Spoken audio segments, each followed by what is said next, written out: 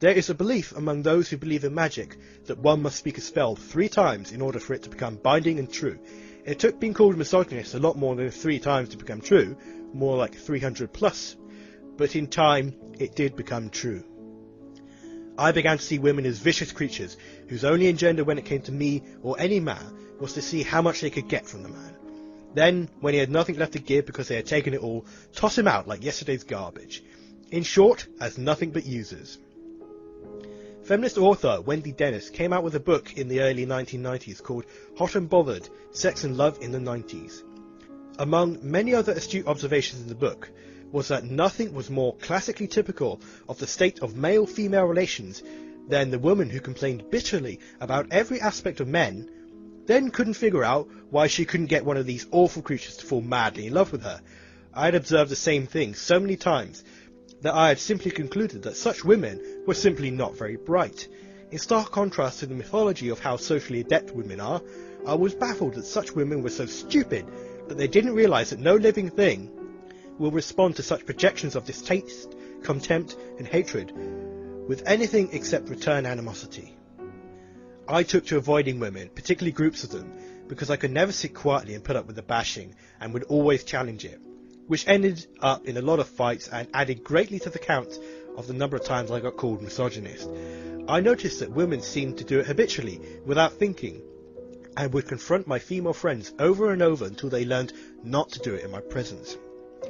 And after 3 decades of listening to it and hating it, and trying to keep the animosity which had been building in me over it, when the husband of a woman friend of mine, who had been very dishonest about her motivations for our friendship, and had been trying to harass me into turning our friendship sexual, threatened to kill me, and she said, "I don't know why you're making such a big deal about it," I caved in and really began to hate women.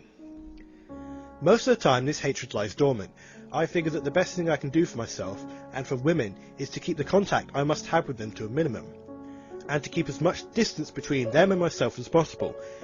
It is rather like hanging a sign on the fence that says, "Beware of a very bad dog.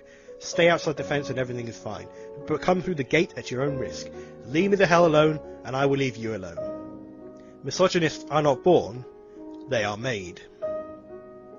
I'm still baffled at all the women who seem to expect men to live on a steady diet of hatred and man-bashing, and somehow magically metabolize this toxic diet into love for women, and a desire to see good things come to them. When I work real hard, I can make the anger cold, and take no joy when bad things happen to women. Simply regard it with indifference. When I hear a woman whine about being victimized, I simply tune her out and go somewhere else.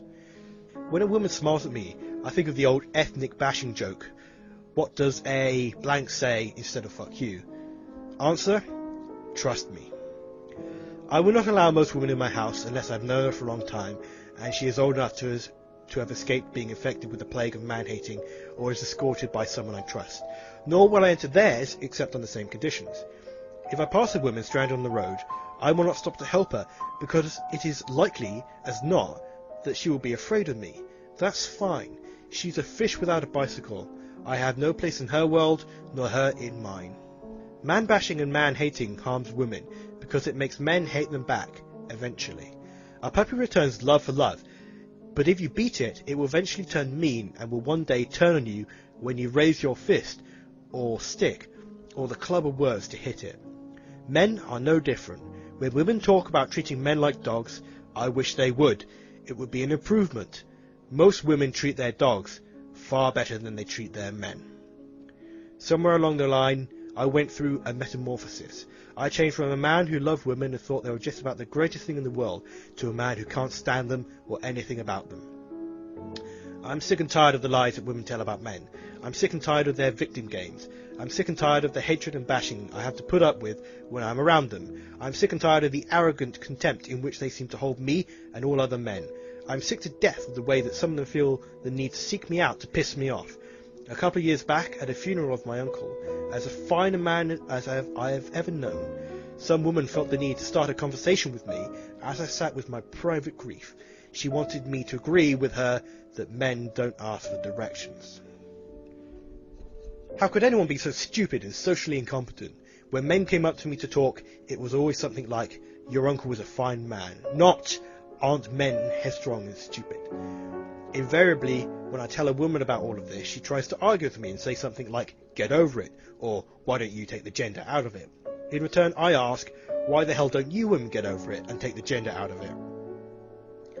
I would like nothing better than to be left in peace and allow women to enjoy the absence of my company, which they find so annoying and unpleasant. Every day, a few more men got through the transformation and became like me. We don't get our guns and shoot a few women. We don't beat them up, because what women have been saying about us all these years is just flat wrong.